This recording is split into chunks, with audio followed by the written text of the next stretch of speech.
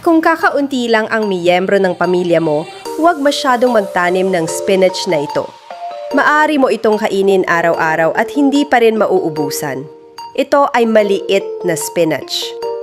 Isang uri ng spinach na itinatanim ng isang beses, maaring anihin at kainin sa buong taon.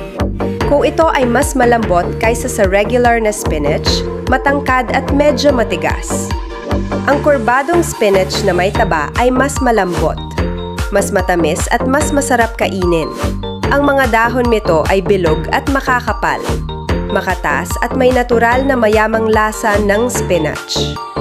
Sinasabi pa nga ng mga matatanda na ito ang pinakamasarap na spinach. Kahit na niluto sa sabaw, ginisa kasama ng itlog o kahit walang karne, masarap at mabango pa rin ito. Ang pinakamaganda ay hindi ito namamatay kahit sa taglamig o tag-araw. Maglagay lang ng ilang buto sa isang maliit na paso at makakakain ka ng sariwang spinach sa buong taon. May promosyon.